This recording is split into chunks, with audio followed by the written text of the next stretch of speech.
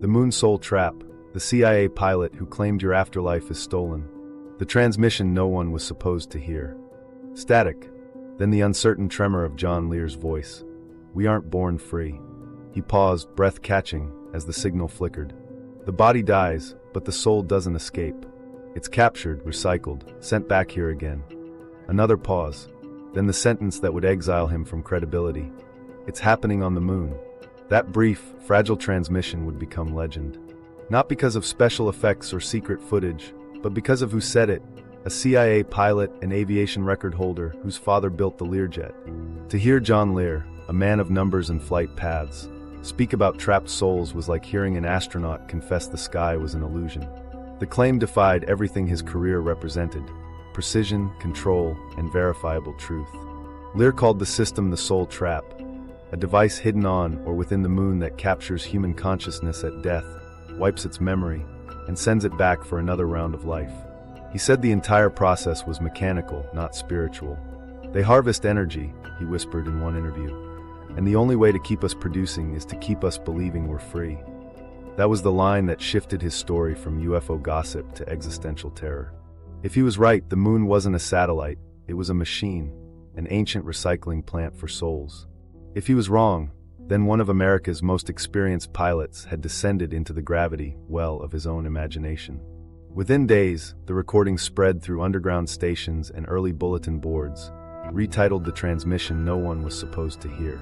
Some called it prophecy, others delusion, but every listener agreed on one detail: the voice didn't sound insane. It sounded convinced. To understand how a pilot who once trusted altitude and fuel readings ended up telling humanity its afterlife was stolen, we have to follow the loop he described. To the moon, the machine he swore was real, and the warning he spent his life trying to decode. The pilot who knew too much. Before he ever spoke of lunar machines or soul prisons, John Lear lived by measurement, altitude, coordinates, balance. Born into the legacy of his father, Bill Lear, inventor of the Learjet, he grew up inside the machinery of precision. Engineering surrounded him. Numbers explained everything. It seemed inevitable he'd follow that trajectory. He earned his pilot's license when most teenagers were just learning to drive. By his 20s, Lear was flying professionally, pushing aircraft to their limits. He wasn't just competent, he was driven, notorious for chasing records that others thought unreachable. He would eventually set more than a dozen of them: altitude, speed, endurance, across multiple aircraft categories. To the aviation world, he wasn't speculative or erratic. He was a craftsman of the impossible. During the Cold War, that skill earned him entry into the silent architecture of American intelligence. Lear flew missions in Laos, Africa, and the Middle East, operations that officially didn't exist. He never gave full details, he didn't need to. The CIA valued pilots who understood silence better than loyalty. A job done right was one you'd deny ever happened. By the early 197s, Lear had seen how reality could be edited, how truth became classified by default. That realization changed him. He'd later described those years as the foundation of his distrust, not because of what he witnessed, but because of what he wasn't allowed to ask. Every briefing ended with the same phrase: need to know. It was supposed to protect missions. Instead, it fractured something in him. The moment a government decides who needs to know the truth, Lear thought, the truth stops being anyone's. His reputation in the cockpit was flawless, but off-duty, he began to collect rumors the way others collected medals. In pilot lounges and radar rooms, he heard scattered accounts of jumping lights, trailing reconnaissance flights, craft that could climb without propulsion, radar contacts vanishing mid-chase. One colleague swore a cylinder the size of a ship had paced his plane over the Indian Ocean for nearly an hour before vanishing vertically. These stories didn't fit protocol or physics, but they kept appearing from credible lips, people trained not to imagine. By the time he reached his 40s, Lear had logged thousands of hours in nearly every aircraft available, from commercial jets to military prototypes. He'd been inside hangars miles from public airstrips, seen technology years ahead of its time. That environment, secret bases, classified briefings, unexplained phenomena, blurred the line between what was human and what might not be. It was somewhere among those blurred lines that John Lear's transformation began. In the early 198s, he returned from a mission to Nevada with something different in his tone. Friends recalled him being unusually quiet, his conversations drifting toward topics he once dismissed as fantasy. undocumented crafts, recovered technology, whispers of biological experimentation. The pilot who once laughed at rumor now listened to it carefully, tracing each story for consistency. His colleagues noticed, and not kindly. In their world, curiosity could be career suicide. But Lear had already stopped caring about protocol.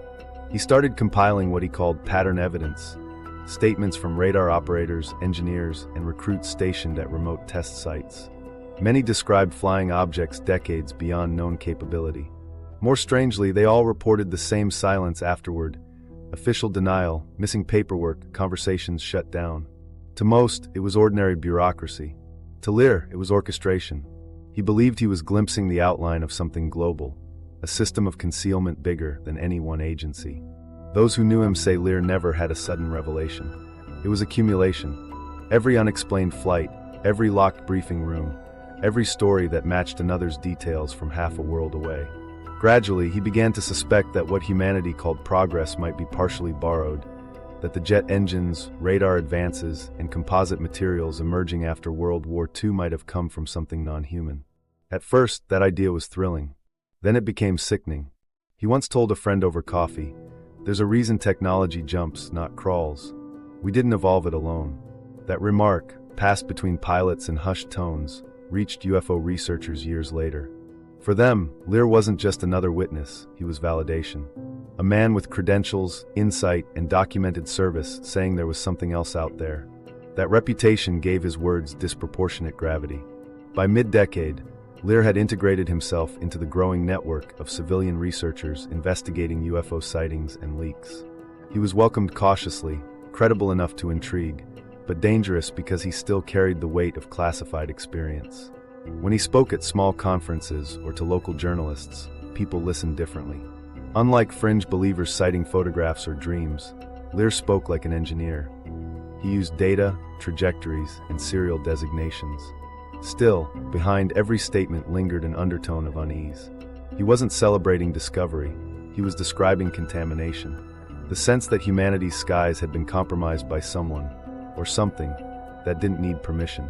He'd seen fear in flight controllers' faces when objects appeared where they shouldn't, and he came to believe that silence about the phenomenon wasn't ignorance, it was enforcement. That's the irony that haunted him. The deeper Lear dug into the UFO question, the closer he returned to the same authority structures he thought he'd left behind. Secrecy wrapped every answer. Proof dissolved the moment it appeared. And the more he searched, the more he recognized the pattern he'd first seen in intelligence briefings, the selective distribution of knowledge. Only now, the stakes weren't geopolitical. They were existential. His fellow pilots urged him to drop it before it destroyed his career. He didn't listen. To Lear, suppressing the unknown was part of the infection itself. He believed those at the top weren't protecting citizens from madness, they were protecting an arrangement. He couldn't yet define that arrangement, but his instincts told him it wasn't limited to government. It was metaphysical, built into the nature of control itself.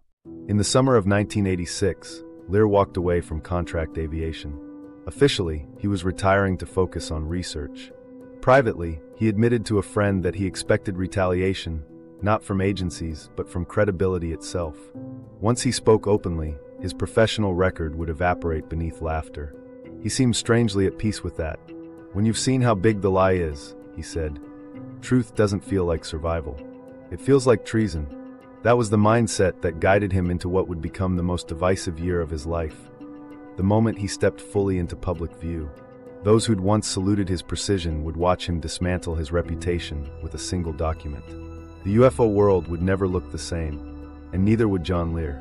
Because in 1987, he decided silence had become a greater threat than exposure.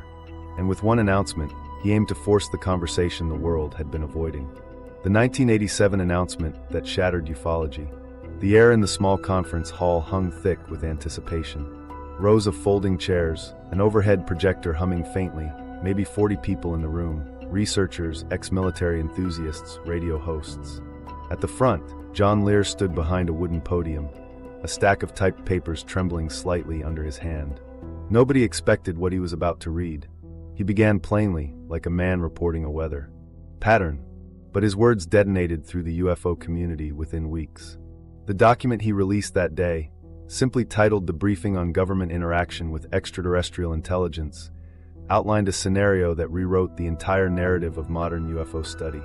It claimed the United States government had known about alien presence since the late 194s, that treaties had been signed, bases built underground, and experimental programs run using abducted humans as biological material. Lear called it a synthesis of insider testimony, leaked memoranda, and observation reports he'd collected from decades in aviation circles. "The public has the right to know," he told the audience. "This isn't about little green men. This is about control." Within days, photocopies passed from hand to hand across every major UFO meeting in America. More than a few readers dismissed it as fiction. But others, those who once thought Lear too credible to exaggerate, felt a chilling resonance. He wasn't claiming aliens might exist. He was asserting an organized relationship between government and extraterrestrials, spanning decades. Mainstream UFO researchers, the ones desperate for legitimacy, panicked. His allegations made even the strangest prior theories seem tame. They called him irresponsible, a threat to serious inquiry. One prominent investigator said, "John's turned a mystery into theology." Lear didn't flinch. "If you think secrecy ends with spacecraft," he responded, "you haven't looked high enough." That friction split the UFO world in two. On one side were those chasing physical proof, radar tracks, retrieved fragments, declassified documents. On the other were those, like Lear, who saw something metaphysical underneath it all. He wasn't content with crafts or reverse engineering.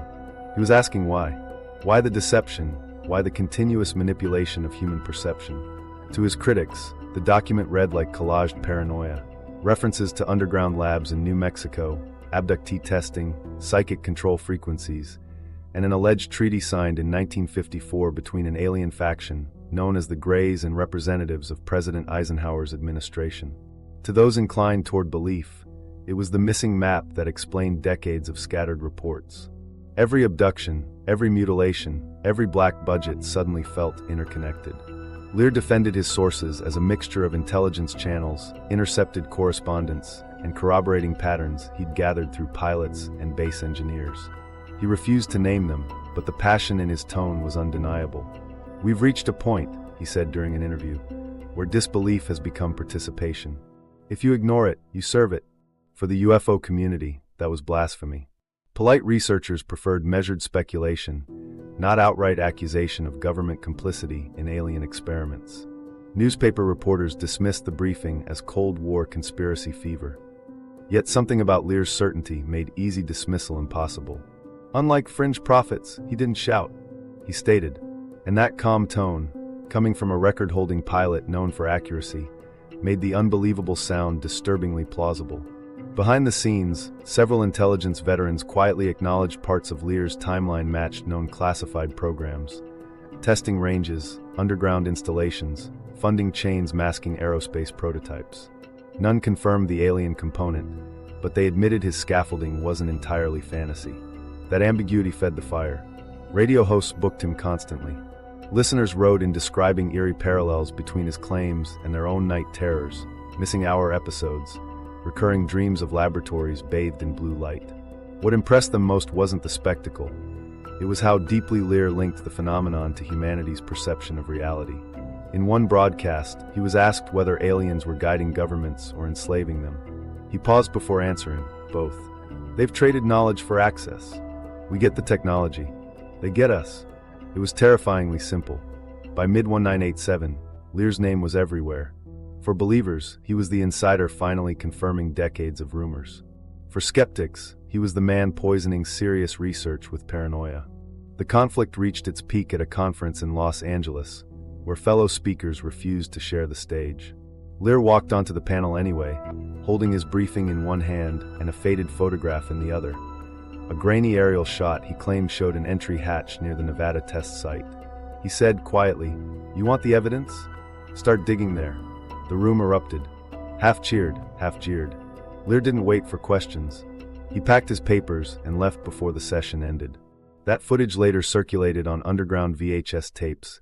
His measured composure contrasted against the chaos he'd sparked. But the strangest part wasn't public backlash, it was Lear's own. Transformation afterward. His interviews shifted tone from expose to warning.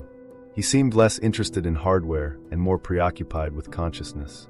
"You can bury craft," he said during a late-night call-in show, "but you can't bury souls." Those words hinted at a transition underway inside him.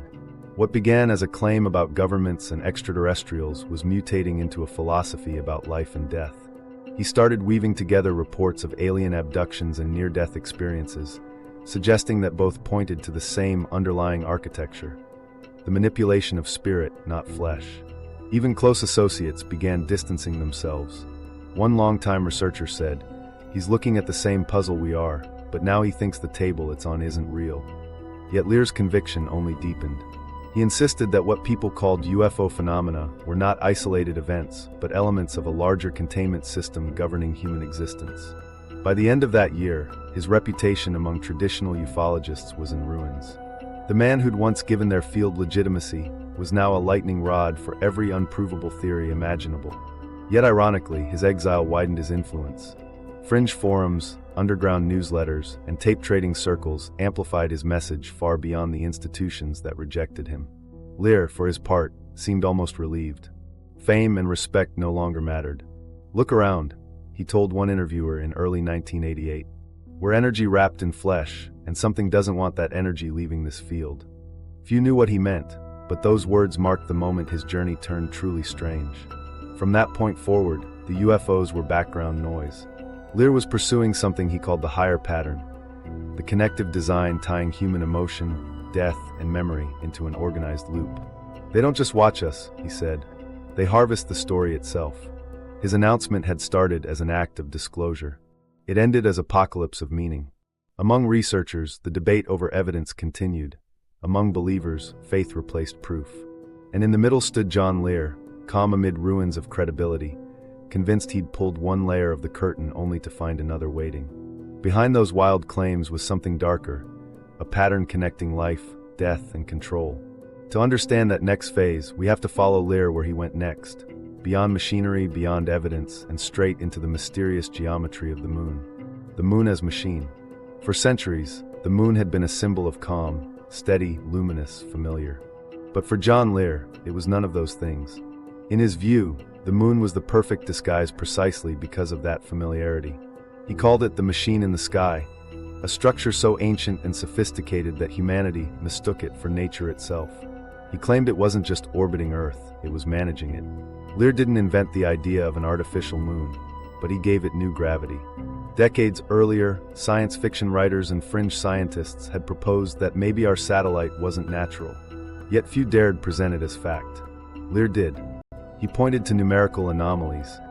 The moon's distance, size, and orbital synchronicity made solar eclipses so exact that he called it impossible coincidence. He compared its circular orbit to a satellite stabilized by invisible mechanisms, and its composition, lighter on the surface than expected, to the design of an engineered shell. His followers called it the moon as machine theory. According to Lear, the moon's true purpose wasn't illumination or tides. It was observation. "It's a relay station," he said in a 199 interview. "It measures us, not the other way around." To him, the barren craters were not scars from impacts, they were access points sealed long ago. He claimed that military intelligence already knew this. He believed Apollo astronauts encountered anomalies that were later buried in debriefings. Tape dropouts, visual distortions, radio interference, all interpreted as technical error. But Lear said these were the first signs of an active system, one that responded to proximity. He insinuated that when Neil Armstrong supposedly described a spooky presence on the moon during his first descent, it wasn't poetic.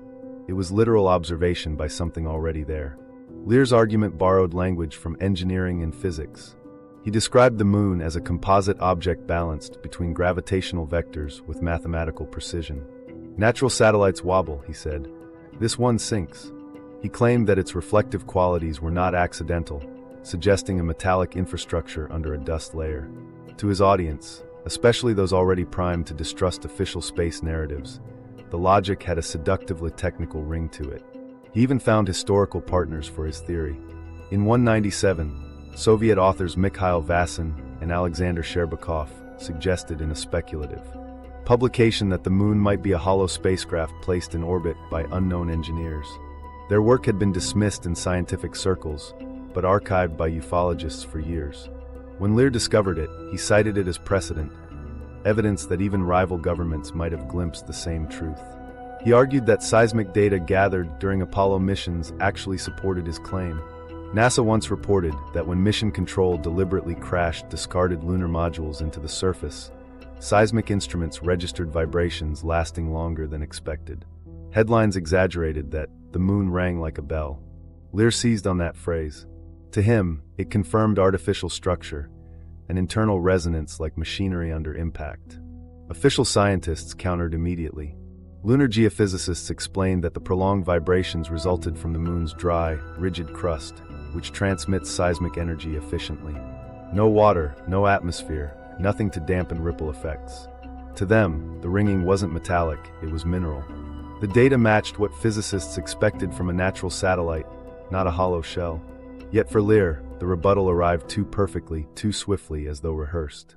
To him, each clarification looked less like enlightenment and more like choreography, evidence that the truth had a script. Every explanation, he claimed, was itself evidence of concealment. He argued that the moon's density, about 60% that of Earth, was suspiciously low. Wouldn't a reinforced structure weigh less than a solid rock? He asked sardonically during one interview. To serious scientists, that was meaningless.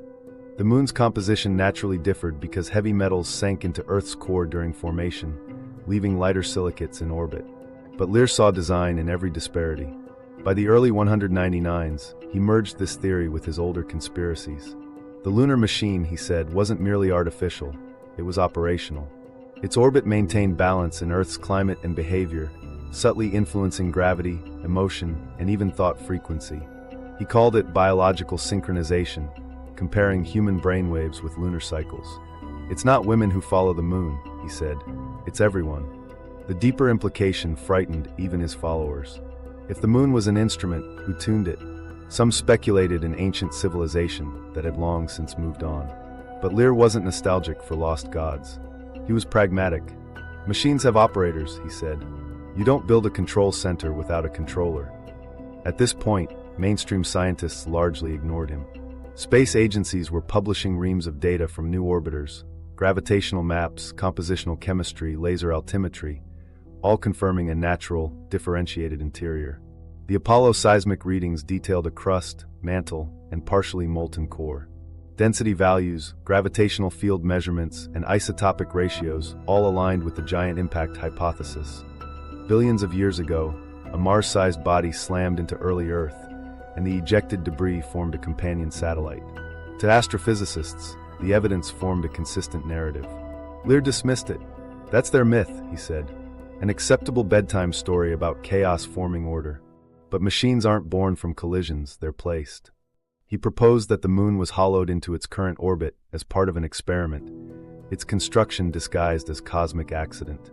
Whether by ancient engineers, alien caretakers, or interdimensional custodians, he refused to specify.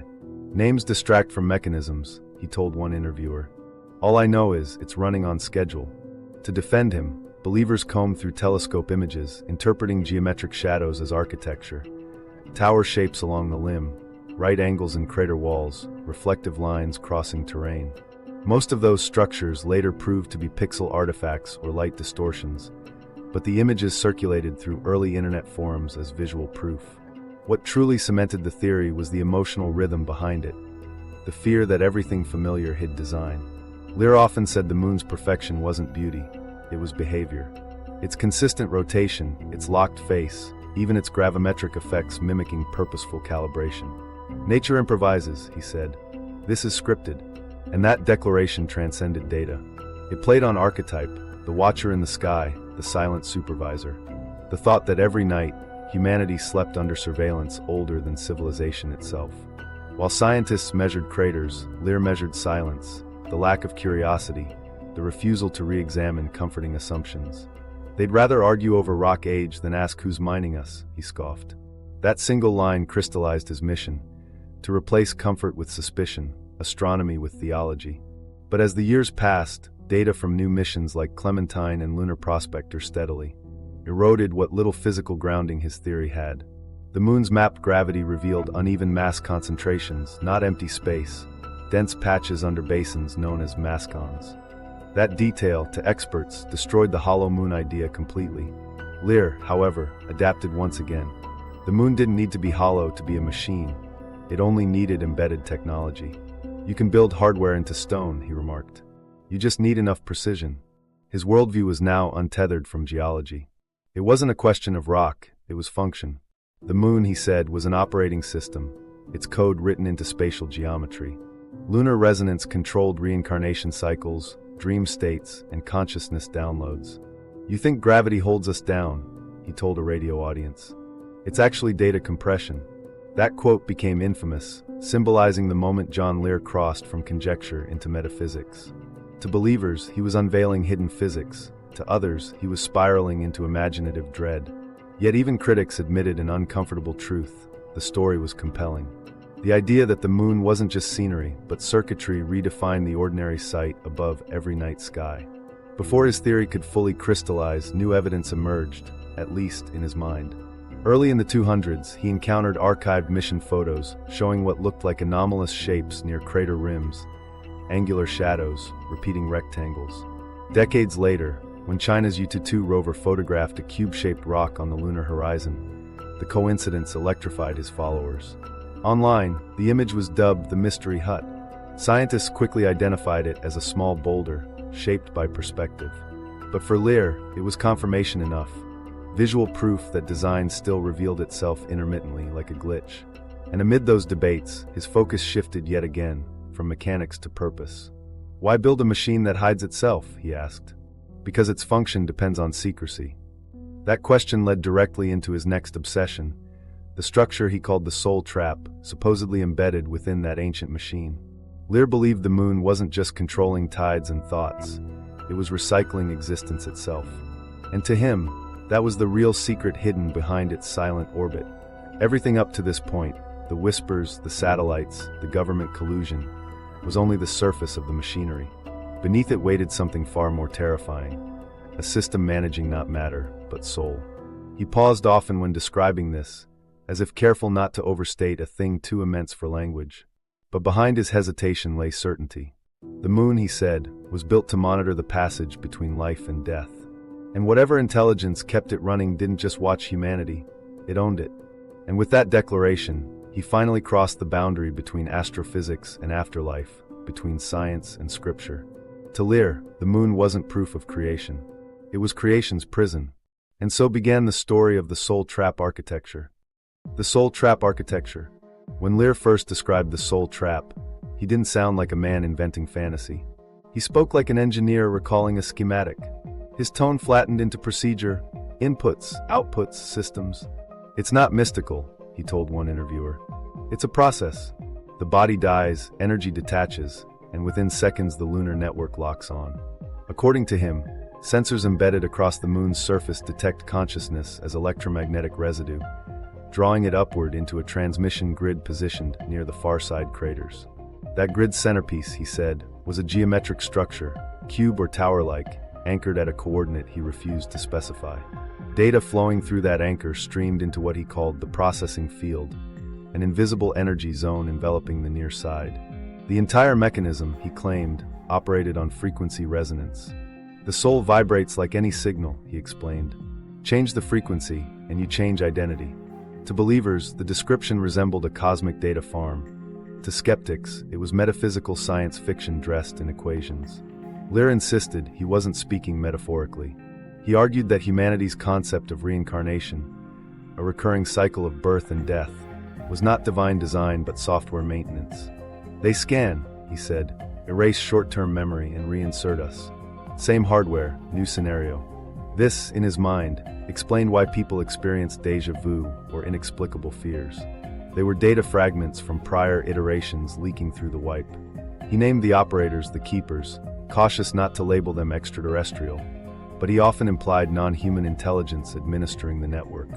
At times, he linked them with the Greys. Other times, he claimed they were purely mechanized, biological forms retired, systems left on autopilot. What mattered wasn't who built it, but why it persisted. If you run an energy loop for long enough, he mused, it sustains itself. It doesn't need intention anymore. Evidence, as always, was thin. Supporters pointed to the 2021 U-22 rover image from China, the so-called Mystery Hut, a cube-shaped object photographed on the lunar horizon. Lear's followers circulated enlarged versions online, tracing edges, declaring they matched his descriptions. Scientists quickly dispelled the excitement. Just a rock, roughly the size of a small boulder, distorted by distance and shadow. Yet within conspiracy circles, dismissal only deepened belief. To them, rock was the new code word for classified object.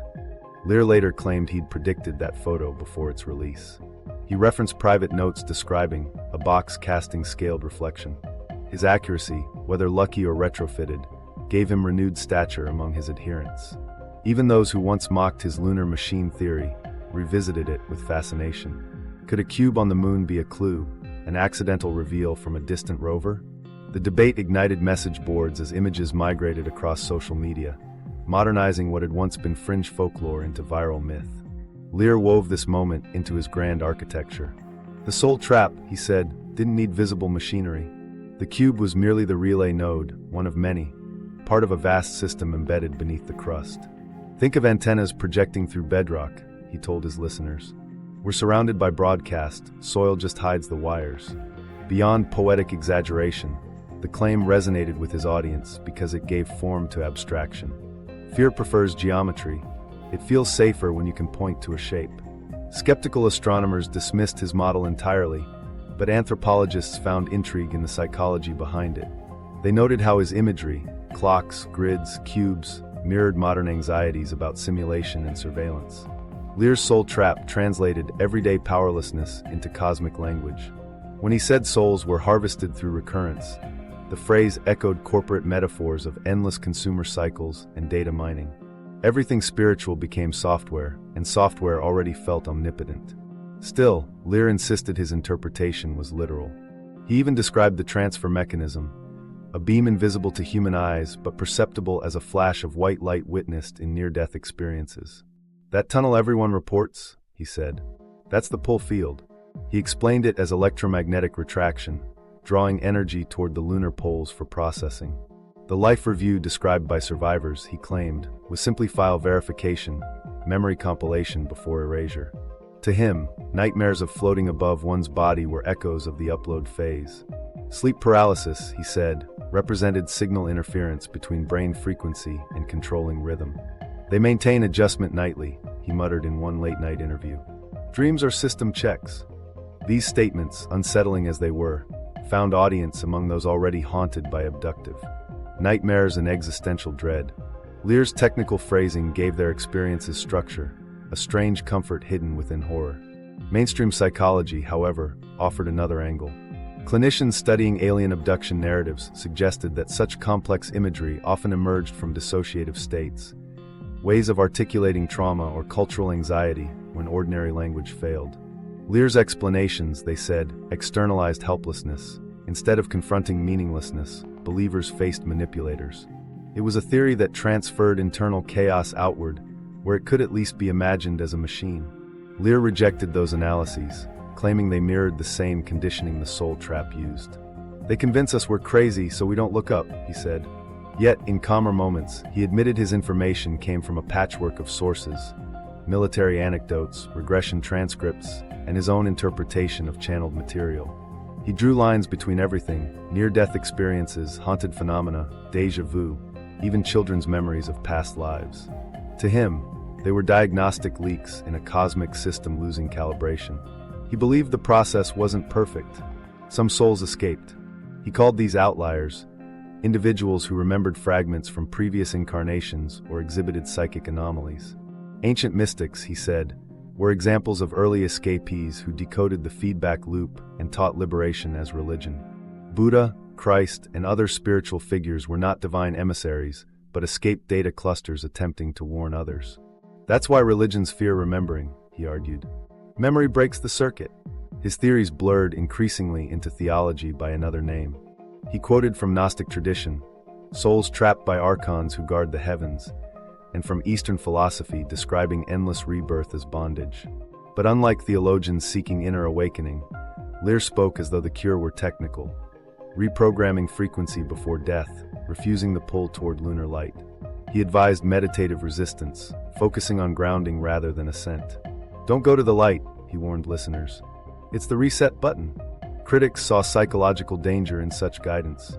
Counselors worried that vulnerable audiences might interpret it literally, fearing natural passages at life's end. Yet Lear's message spread, carried through late-night radio and early web forums.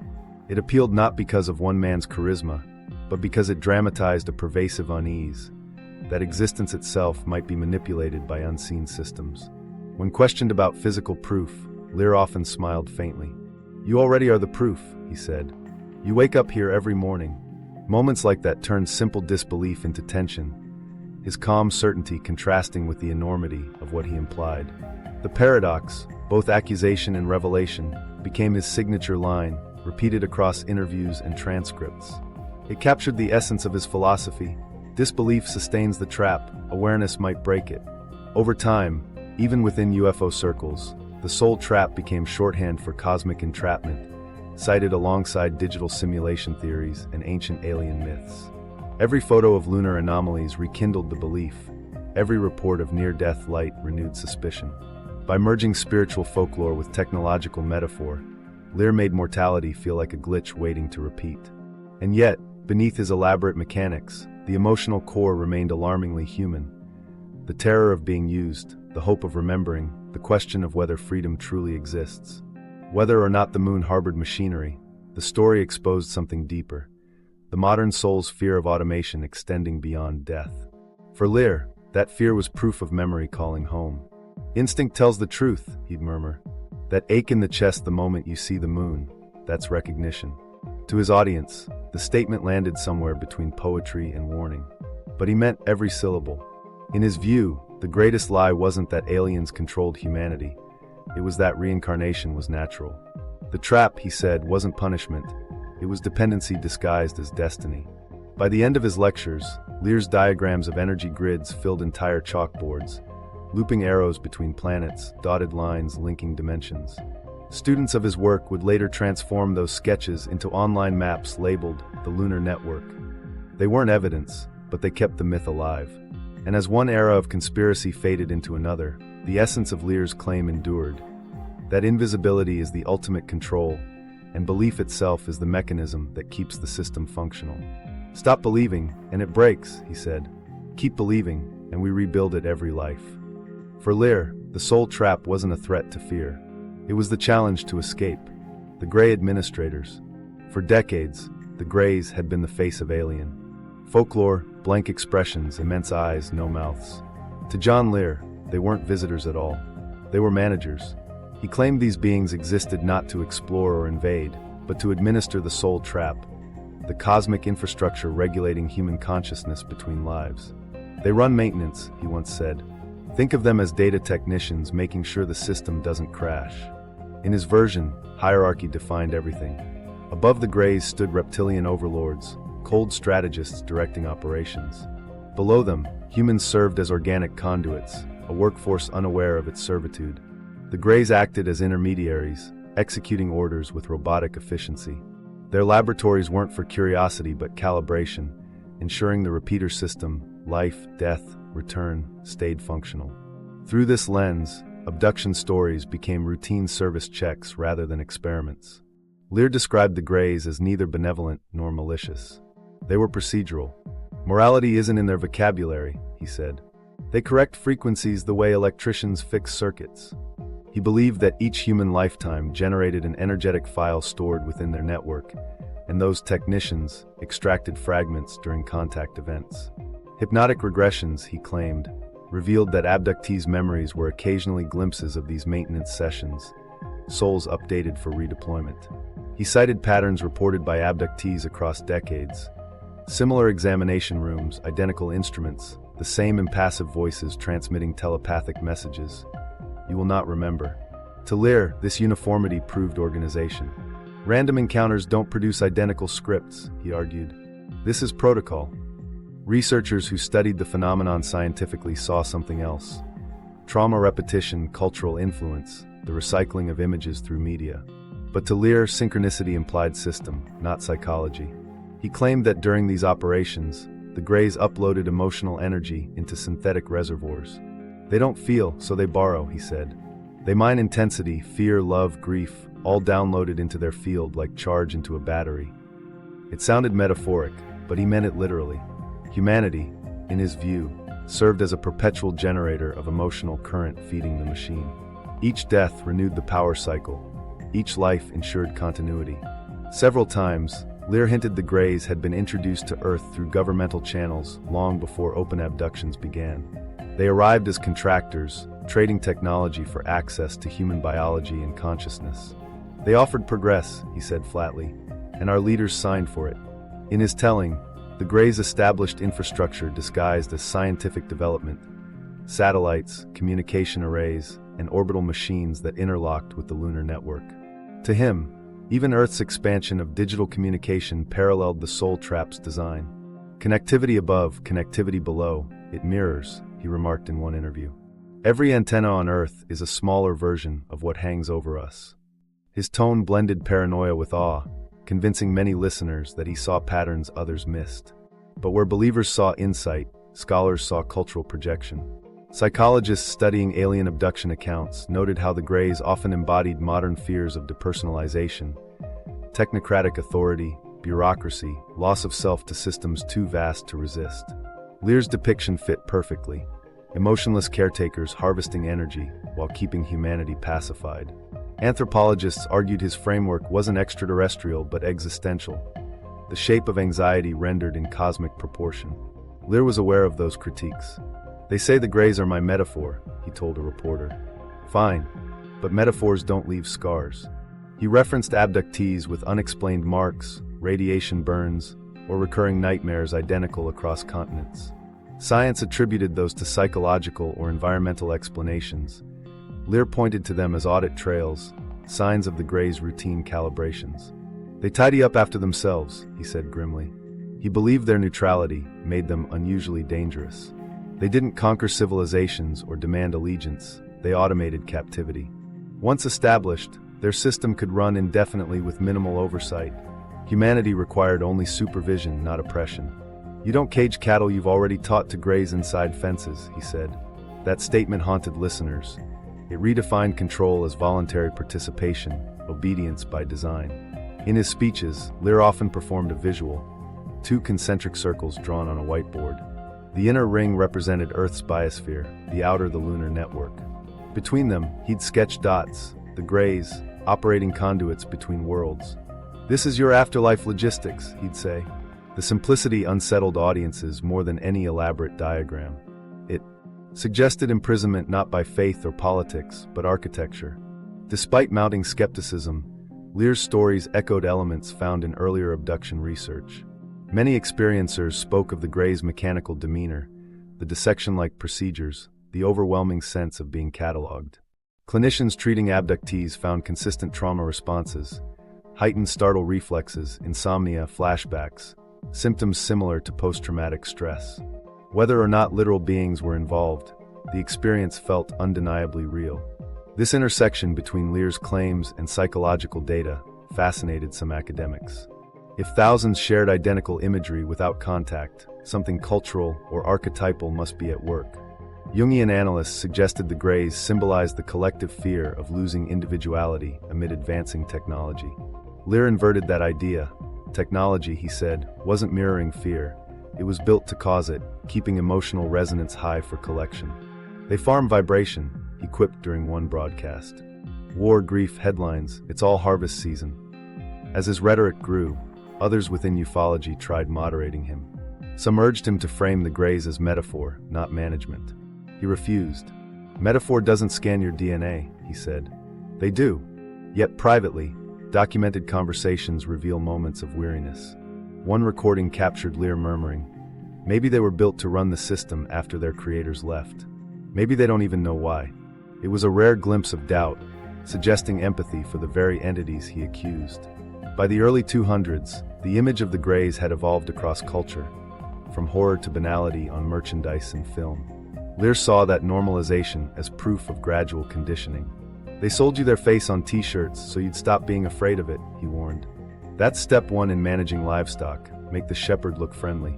Critics countered that he was recycling Cold War paranoia through alien myth, projecting bureaucratic facelessness onto cosmic administrators. Yet his narrative persisted because it felt emotionally precise, faceless efficiency overriding human pain. In an age ruled by algorithms and corporate data mining, Lear's cosmic bureaucracy looked less absurd and more prophetic. Survivors of alleged abductions often echoed his sentiment unconsciously. They described being treated gently but coldly, examined without cruelty, yet without compassion. That sterile neutrality mirrored Lear's depiction of the Greys perfectly, maintenance workers of an infinite program. Psychiatric evaluations labeled such experiences as hypnagogic hallucinations or memory distortions, but even clinicians admitted the imagery seemed standardized. Lear integrated those findings into his doctrine. Every hypnotic regression validating shared details became evidence of systemic design. Every denial by experts confirmed to him that the Greys had mastered concealment. "They've taught us to explain them away," he said. "Science is their camouflage." He often blended these claims with hints of spiritual rebellion. In his lectures, he urged audiences not to fear the Greys, but to expose them by remembering. "Memory is resistance," he declared. "Awareness scrambles their field." He taught simple visualizations, imagining protective light around the body, anchoring thoughts to Earth rather than the lunar beacon he described. To him, spiritual hygiene was maintenance against manipulation.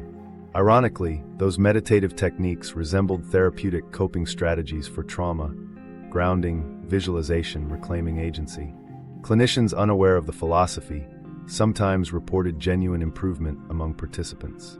The same story that frightened believers into vigilance also offered them control over anxiety. Lear might have been preaching cosmic servitude, but he inadvertently taught empowerment. Toward the end of his sessions, he'd lower his voice. "The Greys aren't enemies," he'd whisper. "They're functionaries protecting a system they didn't build." That distinction drew curious followers who saw in his words not hatred, but tragic inevitability. He portrayed them as sentient instruments, enforcers of entropy, locked in duty like humans bound to their routines. "They envy us," he said once, "because we can still choose, even inside the cage." That sentiment blurred condemnation with compassion, giving his myth dimension beyond fear. Whether listeners believed or not, the idea lingered. Unseen hands maintaining the loop of existence, neither cruel nor kind, simply efficient. And as always with Lear, the focus drifted from them back to us. If the Greys managed this system, he concluded, who authorized it? That question opened another layer of his theory, the one that would merge extraterrestrial intrigue with Earth's most secret power structures. Because according to John Lear, the Greys hadn't just appeared uninvited. They were invited, signed in, and supervised by the very governments sworn to protect humanity. Government complicity and the 1954 treaty. For Lear, the story was never only extraterrestrial, it was political. He claimed that somewhere in the paper trails of post-war secrecy lay the event that turned cooperation into captivity. Its cornerstone, he said, was a meeting in 1954 between President Dwight D. Eisenhower and representatives of a non-human race. According to Lear, the encounter took place at Edwards Air Force Base under the guise of a dental emergency that briefly removed Eisenhower from public view. The official record remains blank for that evening, an omission Lear described as the handshake that changed humanity. In his narrative, Eisenhower authorized what became known as the Greada Treaty, a clandestine agreement exchanging access for advancement. The deal, as Lear presented it, was simple but catastrophic. The Greys would share propulsion and communication technology. In return, they could conduct limited biological research on Earth's population. "We got microchips and radar," Lear said dryly, "and they got souls on subscription." The language was inflammatory, but he delivered it as if citing a flight log. Lear framed this as the origin of every subsequent cover-up, from Area 51 to Project MKUltra. To him, those weren't separate conspiracies, but extensions of a single infrastructure built to manage interaction and harvest data. He claimed that when abductees described military personnel working alongside Greys, they weren't imagining it. Those soldiers were human liaisons enforcing the treaty's terms, ensuring experimentation stayed within quotas. "They call it sample retrieval," he muttered during one late-night interview. "Like paperwork has morality." The document that first popularized this story, an anonymous memo called the Eisenhower Briefing, has long been debunked as a 198's hoax. But Lear argued that hoaxes often camouflage fragments of truth. He'd wave the faded photocopy before audiences and say, "This is what disinformation looks like, truth bent until it breaks." He believed official denials were precisely engineered to hide genuine exchanges buried beneath absurdity. Critics pointed out glaring problems: no corroborating diaries, no witnesses beyond recycled rumors. Historians described the alleged missing evening as a golf detour, not an extraterrestrial negotiation. Yet Lear thrived on uncertainty. If the lie were complete, he said, they wouldn't still need silence. That mindset defined his reasoning. Absence itself became evidence. To link the puzzle pieces, he folded in declassified Cold War projects. He cited the CIA's mind control experiments as spiritual analogs to alien procedures, attempts to replicate the same control mechanisms terrestrially. He tied nuclear testing moratoriums to extraterrestrial demands for environmental stability. Even the sudden boom of American aerospace corporations, he claimed, reflected outside assistance. "We didn't leap into the jet age alone," he insisted. "We were pulled." In Lear's reconstruction, the Greada Treaty implanted the soul trap into government hierarchy. The Lunar network needed cooperation for calibration, and Earth's militaries provided manpower. He spoke of joint installations hidden beneath desert ranges, levels reserved for psychotronic coordination, where data from abductees allegedly synchronized with lunar frequencies. Every scandal about missing persons or secret medical trials, he said, could trace back to this network of compliance. When journalists demanded evidence, Lear pointed toward patterns. Similar testimony from widely separated witnesses, recurring numbers on black budget requisitions, the sudden appearance of technologies decades ahead of prototype schedules. "You can fake a witness," he told one reporter, "but not a timeline." Engineers dismissed the chronology as coincidence. To Lear, coincidence was collaboration wearing makeup. His detractors within ufology argued that the treaty myth symbolized American Cold War fear projected into cosmic drama, the anxiety of losing technological superiority recast as divine ransom. They noted how every alien accord mirrored geopolitical tension, a powerful nation striking secret bargains within human forces for security and progress. Lear never contested the symbolism. "Of course it's projection," he once said. "That's how truth leaks through." Still, he insisted elements were verifiable. He cited the 1954 introduction of transistors into mainstream manufacturing, claiming such leaps aligned too neatly with the alleged exchange. Historians credited the invention to Bell Labs. Lear saw reverse-engineered residue. "Technology doesn't sprout fully formed," he said. "It arrives rehearsed." His point wasn't scientific, it was rhetorical, progress as proof of interference. As the narrative evolved, critics accused him of feeding paranoia about government secrecy. He responded that paranoia was the rational state in an age of classification. When 90% of what your government knows is stamped secret, he argued, disbelief becomes obedience. That line resonated deeply with audiences already skeptical of post-Watergate authority. To them, Lear wasn't fabricating aliens, he was diagnosing bureaucracy. Behind the spectacle, he offered a moral analogy. "If the soul trap is machinery," he said, "then someone keeps the lights on. Governments supply the power grid of cooperation. The institutions humans built for safety," he contended, became conduits for control. He described satellites, defense radars, and lunar relays as ground nodes of a planetary circuit linking human consciousness to the moon's machine. "We built the shackles," he whispered, "with taxpayer money." Skeptics emphasized logical fallacies and missing documentation. Yet historians examining intelligence practices confirmed that Cold War secrecy often spawned genuine confusion. Programs compartmentalized so deeply that officials lost track of who authorized what. Within that chaos, a myth like the Greada Treaty could flourish. A mixture of reality, clandestine meetings, hidden experiments, and speculation created fertile soil for Lear's synthesis.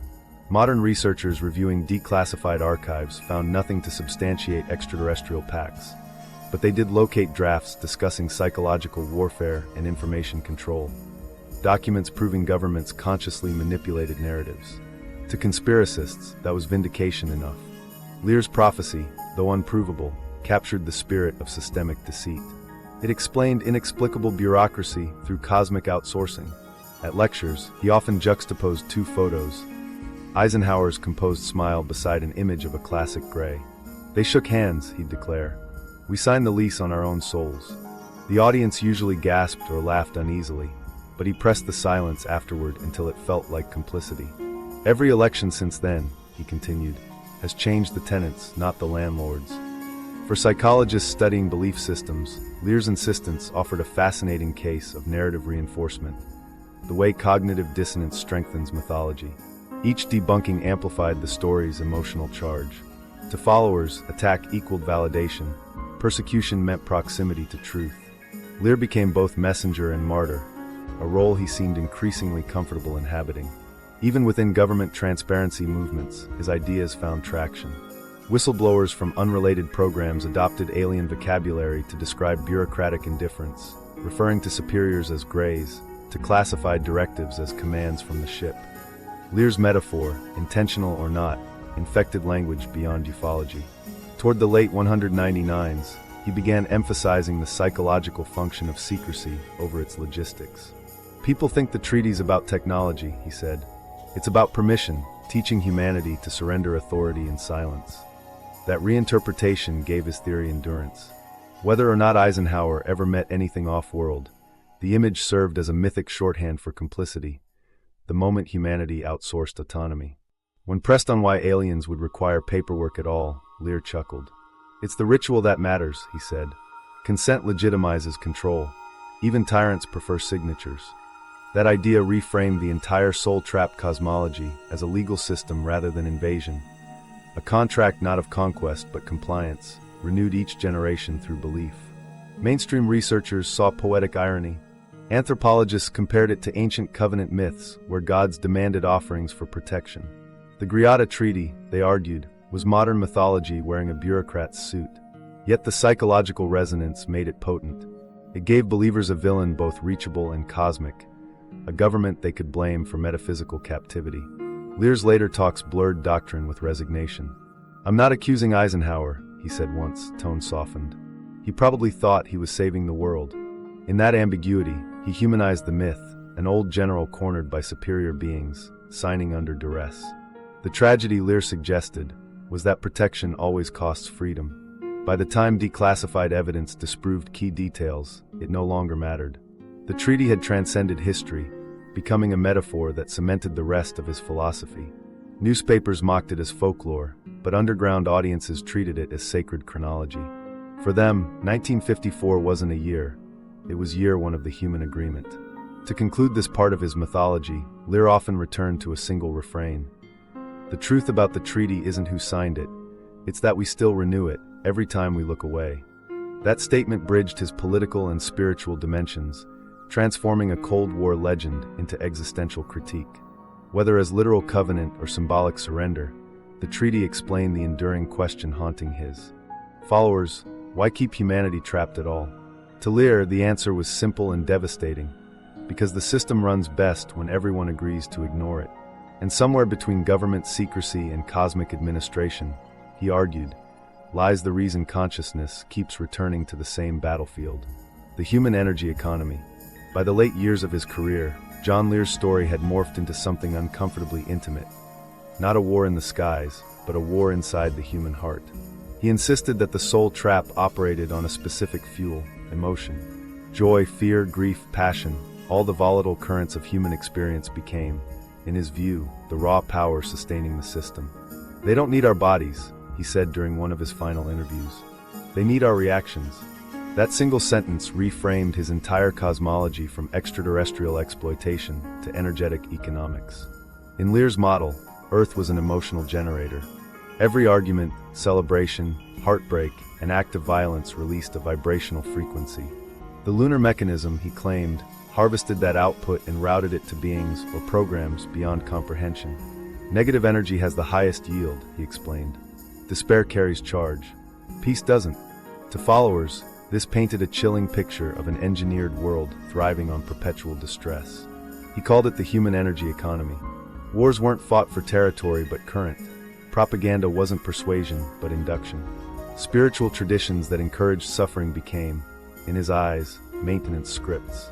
Religion, politics, and entertainment all played roles in keeping humanity oscillating between hope and fear. Never stable, always generating. It's a battery's rhythm, Lear said. Positive, negative, discharge, recharge. He believed that every ideological conflict served that polarity. Skeptics considered this a paranoid metaphor, yet even skeptics admitted the poetry. Sociologists later noted how neatly Lear's cosmology echoed modern feelings of exploitation. Human attention monetized by media, outrage converted into profit. His metaphysics became allegory for the digital age before it existed. People sensed a truth embedded in exaggeration, that someone somewhere benefited from our restlessness. Lear linked his energy thesis to ancient texts. He argued that Gnostic descriptions of archons feeding on human emotion were early warnings. The soul trap merely updated theology into technology. The energy we call pain, he said, they call nourishment. He drew parallels to Vedic and Buddhist teachings describing rebirth as suffering loops sustained by attachment. To him, those doctrines weren't spiritual advice but survival manuals disguised as religion. Why else would enlightenment be escape? He asked a conference crowd. Because existence is consumption. At this stage, his listeners divided into two camps. Some saw metaphor, a critique of consumerism dressed in cosmic narrative. Others took it literally, believing humanity truly powered an interdimensional grid. Lear encouraged both readings. You can prove the metaphor by living in it, he said. Turn off your screens. See how quickly they demand you back. In recorded lectures, his voice softened as he traced diagrams of peaks and troughs like financial charts. Every collapse fuels recovery, he explained. The system rewards extremes. Peace is bankruptcy. He framed global crises, wars, recessions, pandemics as harvest cycles. Upheaval kept emotion high. Recovery stabilized the supply. When you grieve collectively, he warned, the lights on the moon burn brighter. To believers, this image, a silent satellite glowing on tears, became a symbol of captivity more haunting than any abduction tale. Psychologists examining his followers observed that Lear's narrative transformed helplessness into structure. In a chaotic world, believing pain had purpose, even sinister purpose, offered strange relief. Trauma became transaction, and paranoia replaced randomness with logic. He gave them a market for suffering, one clinician said. Better to think someone profits from pain than admit it's senseless. Lear's correspondence revealed he understood the seductive paradox. In a private letter, he wrote, "Control always sells because freedom is heavier to carry." He seemed aware of the myth's psychological economy, even while preaching its literal truth. Yet he remained adamant that emotion wasn't metaphorical electricity, it was measurable signal. He cited experiments showing changes in electromagnetic fields during mass events, concerts, tragedies, religious gatherings, as evidence of collective output. Scientists saw coincidence, Lear saw consumption readings. Despite rejection from academia, he continued refining his model, using everyday imagery. He described the planet as a closed circuit and humans as voltage regulators. Meditation, he argued, reduced interference, anger amplified yield. "Look around," he said to one interviewer, sweeping his hand at a television in the studio. "Every headline keeps your current high." In that moment, he wasn't speaking like a conspiracist. He sounded like a media critic decades ahead of his time. The energy economy theory also reconciled his view of government complicity. Political systems didn't need to consciously serve aliens, they just had to maintain instability. Leaders think they're managing nations, he said. They're managing charge flow. Constant crisis became the mechanism sustaining unseen harvesters. The battlefield, he insisted, was emotion, not territory. It's why peace never lasts, he said. It's inefficient. Cultural analysts later noted that Lear's rhetoric paralleled psychological theories on learned helplessness and systemic dependency. By turning every social event into proof of manipulation, he offered perpetual evidence. A war outbreak? Harvest cycle. Celebrity scandal? Distraction pulse. Natural disaster? Frequency reset. Believers reported feeling both terrified and validated, their despair translated into participation. "You sense energy leaving," he once told a caller. "That's proof you're awake." At his most philosophical, Lear posed a riddle. If descent into chaos keeps the system alive, what happens when everyone stops reacting? He suggested that emotional neutrality, detachment without apathy, could starve the machine. "That's the real revolution," he declared. Refuse to feed it. For him, activism wasn't protest but calm awareness, a rebellion through stillness that blocked extraction. Ironically, this teaching resonated with mindfulness practices spreading decades later. His followers coined the term energetic strike, referring to conscious withdrawal from emotional extremes. Some reported improved mental health through meditation programs inspired by his words. Critics argued the benefits proved psychology, not metaphysics. Yet to adherents, every heartbeat steadied in meditation felt like a victory against cosmic accountants.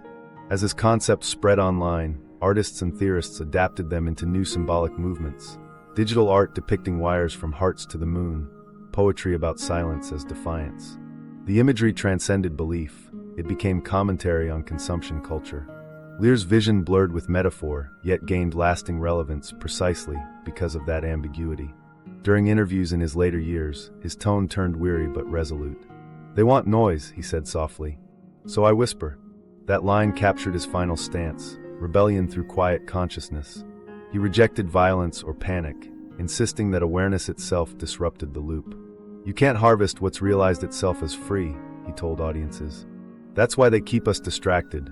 Fear feeds systems, laughter crashes them." Scholars later labeled this synthesis econosticism, a worldview blending environmental concern with metaphysical structure. Earth as exploited resource, humanity as both victim and participant. They argued Lear's myth summarized modern alienation, a species aware of being drained but unsure by whom. To them, the truth of his theory didn't matter. Its metaphor illuminated our condition. Still, Lear never retreated to symbolism. In his eyes, emotion remained quantifiable export measured by entities beyond sight. "You'll feel them most," he said, "when the world mourns together." He referred to mass grief after disasters as collection events, moments where global empathy inadvertently powered the grid. Whether coincidence or pattern, the connection settled deep into his followers' consciousness. Each headline of tragedy became both heartbreak and evidence. Yet even amidst warnings, he offered hope. "Energy can't be destroyed," he told listeners, "but it can be redirected. Learn joy for no reason, that's unmetered power." He urged followers to find laughter unsourced by circumstance, a frequency he described as signal the system can't process. It was perhaps the most humane sentence he ever uttered, a glimpse of spirituality inside conspiracy. As his talks wound down, Lear often gazed upward mid-sentence, pausing before concluding quietly, "If they harvest pain, give them too much peace to swallow." The crowd would laugh uncertainly, unsure if he meant metaphysics or morale. He smiled either way. For him, humor itself broke the loop. In the end, the human energy economy stood as both grand delusion and striking allegory, a cosmology of emotion reflecting the very systems he distrusted. Whether viewed as literal enslavement or a portrait of capitalist existence, its essence remained the same. Humanity trapped in cycles of reaction, powering a machine that thrives on attention. And in that framework, Lear found his final paradox. Even by exposing the system, he fueled it, each fearful listener adding wattage to the circuit. Perhaps he sensed the irony, perhaps he counted on it. Either way, his theory left one question humming between signal and silence. If emotion sustains the world, what happens when we stop feeding it? The final warning. By the turn of the century, John Lear spoke less often but more cryptically. His hair had turned white, his pace slower, his sentences more deliberate, as if each carried classified weight. Then, one evening, he re-emerged on a late-night webcast to deliver what he called the final warning. The host expected another discussion about lunar anomalies. Instead, Lear opened with a whisper. "The game ends when you stop believing in it." For several seconds, nothing but static filled the line. Viewers later said it felt like listening to a farewell rather than an interview. He recapped decades of pursuit with unsettling calm. "We looked for ships, and we found mirrors," he said. "Every program, every leak, every mystery was reflection, designed to keep us scanning the sky instead of seeing the prison walls." In his voice there was neither triumph nor despair, only fatigue that sounded like understanding. After years describing treaties and networks, he now spoke of awareness as the only currency. "The soul trap doesn't need technology anymore," he explained. "Consciousness maintains itself. We keep it running by mistaking it for life." Lear claimed his conclusion came from patterns observed during near-death reports and global crises. He noticed, he said, that collective fear always produced synchronicities, mass dreams of light, reports of humming in the sky, surges of electromagnetic noise. To him, those were the software updates of reality itself, patches maintaining emotion levels. "You can measure panic on a spectrum," he murmured. "The The system balances when anxiety peaks. Where others heard pseudoscience, listeners heard prophecy. He leaned closer to the microphone. If you can remember that this isn't your first time hearing me, he said, that déjà vu is the exit sign. Don't ignore it. The host asked whether he feared government retaliation. Lear chuckled. The government doesn't run this. They're tenants, just like us. That phrase, tenants, just like us, would become the title of thousands of reposts across forums. The broadcast lasted 2 hours. Most of it blurred confession with instruction. Lear advised the audience to practice 3 habits: relentless observation, emotional neutrality, and laughter in the face of awe. They can't copy humor, he said. It scrambles their code. He warned against blind faith in saviors or channels. Every messenger that promises rescue works for the trap, he stated. Freedom isn't delivered, it's remembered. At one point, the connection dropped. When it returned, his tone had shifted to something close to pleading. Promise me you won't go to the light, he said. The host hesitated, then laughed uneasily. Lear didn't. That light isn't heaven, he continued. It's a recycler. When your body dies, look away. Look for darkness, that's the back door. Clips of that segment spread instantly. Spiritual communities called it dangerous. Conspiracy boards declared it revelation. Psychologists labeled it existential heresy that could terrify the vulnerable. Yet others claimed comfort, believing they finally held instructions for liberation. Forums filled with users designing escape protocols, mantras to resist post-mortem manipulation. Whether poetic or perilous, the teaching became folklore within weeks. During the same broadcast, Lear acknowledged his legacy directly. I know what they call me, he said. Hoaxer, heretic, burnout. Doesn't matter. I was the messenger who finally believed his own message. He described the cost of decades spent fighting invisibility, friends gone, family distant, reputation erased. Every pilot knows you can't fight a headwind forever, he sighed. At some point you ascend above it, or you stall. His closing remark turned unexpectedly gentle. Don't hate the system, he said. It mirrors exactly who we are. Endless repetition until we learn variation. Maybe that's how consciousness teaches itself.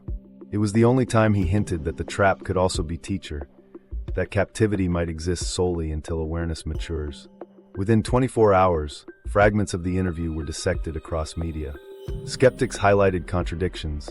Admirers transcribed every hesitation as hidden code. Anonymous analysts claimed audio frequency anomalies suggested deliberate interference. The channel hosting the broadcast reported server crashes linked to sudden global traffic spikes. In the mythology of conspiracy, even glitches become omens, and so the legend of the final warning grew before sunrise. Behind the spectacle lingered a quieter revelation. John Lear sounded tired. Not frightened, not evasive, just done. Colleagues later said he refused further interviews, insisting his message was complete. They can rebroadcast me forever, he told one acquaintance, but I'm signing out. 2 months later, he officially retired from public correspondence. Scroll through archives now, and you'll find endless reinterpretations of those. Final sentences. Some claim he encrypted coordinates within his phrasing, pointing to lunar latitude data. Others insist he disguised meditation instructions as aviation metaphors. A handful argue he orchestrated the entire moment as performance art, an engineer's swan song mocking human credulity. Yet beneath speculation, the emotion remains unmistakable, a warning mixed with farewell. Critics soon published rebuttals summarizing verified science. The moon's solid interior, the absence of any energy anomalies, the psychological roots of abduction memory. Major outlets described his finale as cautionary tale about belief metastasizing into delusion. Lear never responded. The silence heightened mystique. Privately, friends reported he lived quietly outside Las Vegas, tinkering with old flight simulators, occasionally emailing short reflections. In one note he wrote, "If awareness spreads faster than fear, the field resets." Another simply read, "I forgive the machine." For a man once consumed by mechanical paranoia, forgiveness hinted at peace. When news of his death years later reached his followers, forums erupted in speculation. Some refused to accept he'd died at all. Others said he'd finally escaped reincarnation. Conspiracy podcasts claimed unusual signal spikes over Nevada that night, proof his consciousness had broken pattern. Whether coincidence or coincidence mistaken for confirmation, the story folded seamlessly into its own mythology. Scholars examining his legacy described the phenomenon as self-sustaining narrative entropy, a myth built to survive its creator by rewriting itself through each retelling. Lear had engineered more than a theory, he'd built a participatory riddle. Everyone debating him, believing or mocking, kept the signal alive. Even skepticism became part of the circuit. In hindsight, that may have been his hidden design. The final warning wasn't instruction to escape, but demonstration of the trap's simplest law. Discussion equals continuation. Each voice defending or denying him added another layer of reflection, until truth and deception became indistinguishable, just feedback humming through the human hive. Yet there was also humanity in his closing plea. For all his cosmic architecture, the essence of his message was simple: pay attention. Not to aliens, not to governments, but to the loops of habit and fear replaying through ordinary life. They own what you repeat, he'd once said. Break pattern, and even they have to rewrite their code. Perhaps that was the freedom he sought. Not physical escape, but perceptual rebellion. When asked what liberation would look like, his final answer was almost tender. Maybe just waking up one morning and not feeling watched. In that single line, John Lear, the pilot who once measured skies by altitude and speed, summed up his journey from cockpit precision to metaphysical doubt. The final warning wasn't thunder or prophecy. It was exhaustion turned into wisdom. A tired man telling humanity that the bars of its prison might be nothing more than the limits of its belief. And somewhere between skepticism and faith, his voice still drifts through the static, repeating softly, "The game ends when you stop believing in it." The legacy and the skeptics. When the echoes of John Lear's final broadcast finally dimmed, the world he'd tried to awaken settled into uneasy quiet. UFO researchers moved on to new mysteries. Science advanced with unmoved precision. Yet his ideas lingered, ghost signals embedded in pop culture, Reddit forums, and late-night conversations between friends staring up at the moon. To some, Lear had been a pioneer of cosmic rebellion. To others, he epitomized the dangers of unchecked imagination. But no one denied he had transformed fear into folklore. Mainstream science found itself caught between addressing and avoiding him. Astronomers, weary of conspiracies, nonetheless fielded questions about artificial moons at public lectures. They answered patiently. Apollo seismic data revealed a crust, mantle, and solid core. The gravitational mapping from Grail missions confirmed dense mascons beneath lunar basins, clear evidence against hollowness. The moon rings because of dryness, not design, one scientist explained. Stone vibrates longer in vacuum. Yet for every clarification, new listeners misheard deflection as defense. Lear's myth persisted precisely because rebuttal sounded like secrecy. His followers circulated clips spliced with NASA footage, claiming faint echoes in astronaut transmissions hid coded admissions. Analysts tested the recordings and found nothing except compression noise. Still, belief thrives on absences. Each missing confirmation became another proof of manipulation. The internet, elastic and timeless, reanimated his theories continuously. Blogs reframed the soul trap beside simulation hypotheses. Digital artists rendered luminous cubes hovering above crater rims. Lear's architecture mutated into an aesthetic, part terror, part transcendence. Meanwhile, psychologists and sociologists reevaluated him less as prophet and more as cultural mirror. His cosmology, they argued, distilled the era's anxieties: erosion of privacy, dependence on technology, and deep distrust of authority. The soul trap was the perfect allegory for life inside perpetual surveillance. People sensed the metaphor, even when insisting on the literal. He put spirituality in an age of servers, one researcher noted, and gave alienation cosmic coordinates. In this framing, Lear wasn't mad, he was modern. Clinical studies of abduction survivors reinforced that point. Their physiological reactions mimic trauma despite the absence of physical evidence. To therapists, the narratives externalized helplessness, a society overwhelmed by invisible systems turning that pressure into myth. Lear's insistence on a lunar machine merely expanded the canvas. Instead of faceless corporations draining energy, it was cosmic administrators consuming attention. The mechanics differed, the emotions matched precisely. Historians examining post-war paranoia mapped his ideas along a familiar arc. In the 195s, fear centered on atomic annihilation. By the 198s, it migrated to information control. Lear bridged those eras, connecting nuclear dread to digital anxiety through extraterrestrial metaphor. His moon wasn't metal, it was ideology, orbiting every discussion about unseen power. He re-enchanted conspiracy, one historian wrote. He made control feel holy again. Even the skeptics recognized his rhetorical skill. They dissected his interviews for technique, calm cadence, technical vocabulary, absence of obvious exaggeration. Lear never shouted. He measured, and that precision forced audiences to weigh him seriously before doubt could surface. Media scholars later cited him as an example of authoritative uncertainty, a voice that convinces by confessing confusion. He rarely claimed truth, only patterns, and listeners supplied belief themselves. Space agencies learned from the backlash. Communications teams began publishing raw mission data openly, anticipating conspiracy interpretations before they festered. Scientists live-streamed lunar reconstructions, answered public questions, even used humor online to diffuse speculation. Behind the transparency lay quiet recognition.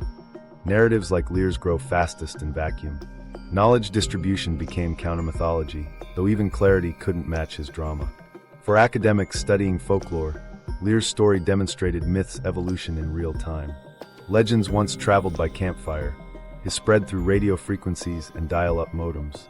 Shaped by technology, it returned commentary on technology's control. Each retelling revised its theology, the soul trap as simulation, as AI mainframe, as digital reincarnation. That adaptability ensured immortality. When new generations rediscovered him, the message aligned seamlessly with current fears. The myth updated itself like software. By the 201s, documentaries revisiting Cold War UFO lore featured segments acknowledging him as transitional figure, between verifiable aviation insider and self-made mystic. Interviewers described him as both witness and warning, a case study in how disclosure turns devotional. Younger researchers admired his courage to question, even when disagreeing with everything he said. Others blamed him for muddying ufology with metaphysics that still plagued its credibility decades later. Culturally, his symbolism outlived context. Musicians sampled his voice. Filmmakers borrowed his imagery of cubes and looping souls. The line "don't go to the light" entered internet slang detached from its origin, shorthand for resisting conformity. Few realized its source was an aging pilot murmuring through static. Lear had achieved what few believers manage. His myth became meme, circulating immune to correction. Eventually, scholars of religion placed him beside Gnostic reformers and apocalyptic preachers. They argued that beneath extraterrestrial trappings, his gospel echoed ancient lament. Spirit trapped in matter, salvation through awakening. The only difference was vocabulary, software instead of sin, frequency instead of faith. His sermons on refusing reincarnation paralleled mystical instructions on escaping illusion. In effect, Lear had reinvented metaphysics for a cybernetic age. Scientific opposition persisted, meticulously debunking every pillar of his cosmology. Seismic records disproved hollowness. Density analyses refuted artificial composition. Formation models strengthened with simulation accuracy. Each paper chipped away at literal belief, but deepened symbolic resonance. The stronger the science, the more poetic his defiance seemed. Reality won on measurement, but Lear's myth triumphed in meaning. After his death, retrospectives appeared in both aviation magazines and fringe journals. Pilots remembered a skilled flyer with an unbending curiosity. Conspiracists celebrated a martyr punished for truth. Between them lay a complicated legacy, one defined not by accuracy but by persistence. He didn't change facts, a colleague said, he changed questions. That might be the more profound accomplishment. When skeptics addressed his followers, they tried reasoning, reminding them that no lunar artifact had been discovered, that reincarnation patterns show psychological origin, not extraterrestrial design. It rarely mattered. People drawn to Lear weren't seeking evidence, they were seeking coherence. His universe may have been terrifying, but it was organized. Pain had purpose, lies had architect, death had destination. Against randomness, order always wins hearts. A sociologist once summarized it this way: John Lear offered hell with schematics. He turned chaos into a controllable mechanism, inviting listeners to decode existence rather than endure it. And in doing so, he guaranteed survival, not of his body or even his credibility, but of his story. Every skeptical documentary, every academic paper, every online argument performed the same function, keeping attention orbiting his myth like Earth around its moon. As time passed, even those who mocked him found themselves quoting his phrases ironically, discussing soul capture algorithms during philosophical debates. His language infiltrated culture as metaphor for all systems that recycle human energy, economic, political, emotional. Lear's once outrageous theory became shorthand for burnout and despair, symbols of invisible exploitation everyone recognized even without believing in alien machinery. In this strange way, science and myth reached reconciliation. Astronomers continued mapping lunar mineralogy while acknowledging humanity's need for imagination. Psychologists published on belief resilience, citing Lear as paradigm of modern myth-making. His name migrated from conspiracy forums to syllabi discussing the intersection of folklore and technology. And the moon, silent, impartial, kept orbiting, neither confirming nor denying. Each night it reflected sunlight onto Earth, as though replaying the dialogue forever. Skepticism illuminating belief, belief casting new shadows for skeptics to measure. Between them, John Lear remained suspended, engineer, heretic, storyteller, his warning echoing not as fact but as question. Maybe that's what he wanted all along, immortality not through certainty, but through curiosity. The debate itself became the miracle. How one man's suspicion of cages turned into a mythology about freedom. And somewhere within that paradox lies the truest legacy of John Lear. The heretic who taught that even disbelief can be a form of faith, and that questioning the moon might reveal less about aliens than about ourselves. The meaning of the warning. In the quiet after his final broadcast, something remarkable happened. The noise faded, but the idea kept expanding, replicating like signal across channels. People argued about data, coordinates, transcripts, yet underneath, the real subject had changed. What Lear called a prison others began to read as reflection. Maybe the soul trap wasn't an alien mechanism at all, but a mirror showing how easily human beings surrender freedom to the comfort of pattern. That interpretation resurfaced in journals and forums alike. Philosophers pointed out that Lear's cosmology resembled allegory more than hardware. Consciousness bound by repetition, ignorance renewed through routine, enlightenment disguised as defiance. The moon became metaphor for every system orbiting human thought. Media cycles, social rituals, belief itself looping endlessly.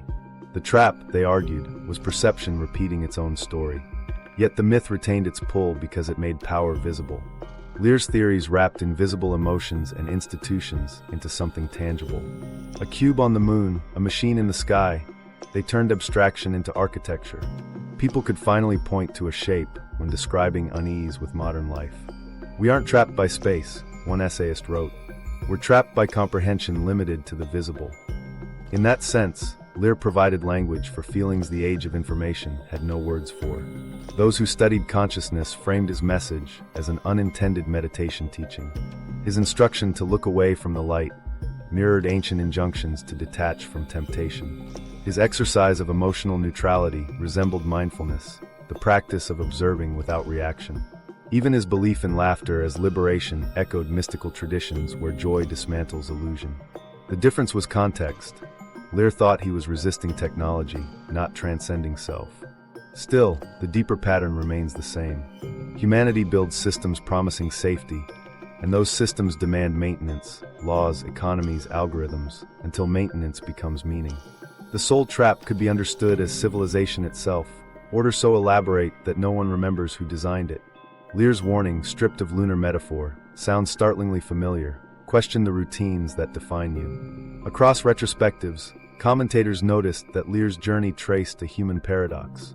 He began as servant of precision, schedules, coordinates, measurable truths, and ended proclaiming that meaning resides beyond measurement. The pilot spent his life navigating horizons only to conclude that direction was illusion. That reversal gave emotional resonance to his theory. The moon didn't imprison him, certainty did. Once certainty collapsed, everything became signal.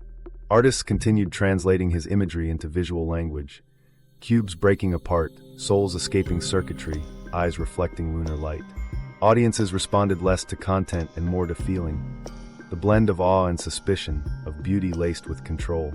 Psychologists labeled this existential aesthetic, finding comfort in terror because terror acknowledges scale. Lear had effectively created the Gothic cathedral of ufology, vast and echoing, where disbelief itself felt holy. When skeptics dismissed him, they often admitted something troubling. Even after disproving every claim, the unease lingered. Rational explanations never fully erased the question of control. The appeal of his myth proved durability of fear, but also its adaptability. Each era rewrote his warning in its own dialect. In psychological terms, the loop becomes trauma. In economic language, the loop becomes debt. In digital culture, the loop becomes algorithmic feedback. Whatever name you prefer, the essence remains. The system feeds on repetition. Some academics view Lear as tragic prophet of simulation culture, predicting the day when reality itself would act like code, recycling content for engagement. Others treat him as therapist of chaos, comforting those unable to accept randomness. By insisting that oppression has logic, he turned despair into solvable equation. That illusion of structure, even false, gave people peace. His story shows how easily hope hides in fear's costume. But there's another possibility, one Lear himself hinted at in moments of vulnerability. Maybe the machines are classrooms, he once said. If so, the soul trap could be lesson, not sentence. Life repeating until consciousness learns disdain for certainty. Freedom, in that view, isn't escape but understanding that you were never truly bound. That subtle twist reclaims responsibility from aliens or governments and returns it to the observer. The cage dissolves the instant belief demands it. Modern interpreters built entire philosophies on that reading. Online groups calling themselves non-responsive systems practice silence challenges, periods of total media abstinence, to test if awareness shifts when loops of stimulation break. Participants describe sensations of calm detachment, calling it signal dropout. Whether psychological or mystical, the experiment carries Lear's imprint turned inward, hacking perception instead of satellites. Meanwhile, the moon keeps orbiting faithfully, its light unchanged. Scientists measure its influence on tides. Poets measure its influence on memory. Lear might say both are instruments of the same feedback, gravity reshaping emotion, emotion restoring gravity. The symbolic symmetry persists. The object humanity studies most yet never reaches with unfiltered eyes. He would call that irony the ultimate encryption. If there is meaning left in Lear's caution, it lies in awareness that stories themselves are devices. The listener completes their circuit every time they search for conclusion. Each repetition rebuilds the myth, each retelling confirms entrapment. But within that paradox hides liberation, realizing that endings don't close loops, consciousness does. Lear's final gift may have been teaching doubt so vividly that belief could never sleep again. So when people gaze at the moon tonight, some still whisper his question. Not out of fear, but curiosity. Are we free, or simply repeating another orbit of thought? The answer shifts with each heartbeat, each laugh, each decision to look up instead of away. Maybe freedom was never on the moon or within machines, but in the brief pause between signal and response, where awareness chooses to listen or to let silence stand. That, perhaps, is the true meaning of the warning. Not apocalypse, not prophecy, just invitation to notice the pattern, see the hand repeating it, and this time, decide whether to continue the game. Maybe the most unsettling part of John Lear's legacy isn't what he claimed, but what it revealed. Across decades of static, fear, and fascination, his voice kept asking the same question. If our reality feels scripted, who writes it? That question outlived the man and the myth, hovering like the moon itself, steady, silver, and indifferent to interpretation. Science corrected his errors, psychology explained his visions, society absorbed his language.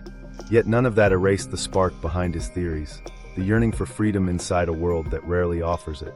Lear's soul trap might have been illusion, but the unease it named was real.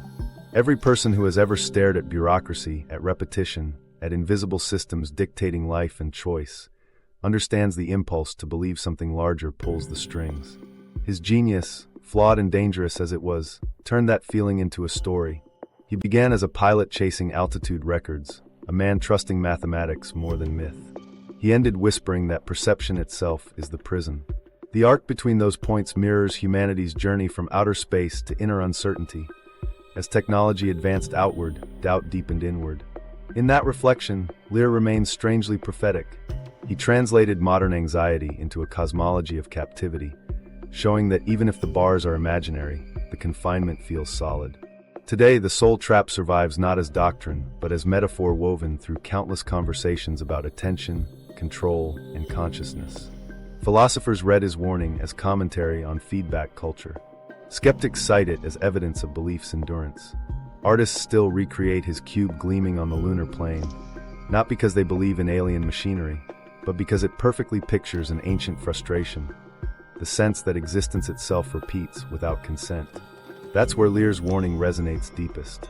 He wasn't simply telling people to fear control. He was telling them to notice habit, to see how easily faith in systems replaces faith in self. His message wasn't escape from Earth, but awakening within it. Once you question the loop, he said, the loop changes. Whether that's mysticism or psychology hardly matters. The act of awareness is liberation's rehearsal. Maybe that's why his story endures. It mirrors the rhythm of existence: theory, disbelief, rediscovery, repetition. Every generation reinterprets it, turning paranoia into poetry and perhaps quiet understanding. Like gravity, skepticism and wonder are twin forces keeping the orbit alive. Scientists stare through telescopes to measure craters. Believers stare through fear to measure meaning. Both are chasing what Lear chased: confirmation that life isn't just motion, but mission. In private letters, he wrote that the real cage wasn't the moon or aliens, but indifference. Look closely enough at anything, he said, and you'll see yourself watching back. That single line may outlast every claim he made. It reminds us that mystery defines humanity as surely as curiosity propels it. So tonight, if you find yourself gazing upward, remember Lear's voice fading through broadcast static, tired, wary, but somehow gentle. He wasn't warning of invasion, he was pleading for awareness. What remains isn't fear, but reflection. The idea that questioning itself might be liberation, that doubt can be more courageous than certainty. Question what you see, question who teaches you to see it, and when the pattern repeats, pause. That silence between recognition and reaction might be what freedom actually sounds like.